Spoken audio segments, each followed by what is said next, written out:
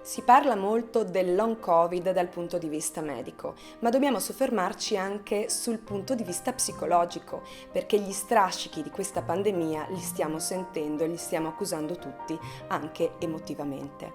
Questo ha un senso dal punto di vista psicologico, perché la fase dell'attivazione che accompagna l'emergenza ci sostiene.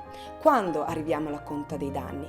Quando iniziamo a sentirci al sicuro. Quindi ora potrebbe proprio essere il momento in cui iniziamo a sentirci male, più depressi, più stanchi, più in ansia o anche semplicemente apatici. Si parla addirittura del languore, che è un'emozione a cavallo tra la depressione e lo stato normale, quindi non siamo ancora nella patologia, ma nel quale noi ci sentiamo apatici, indifferenti, senza grandi emozioni.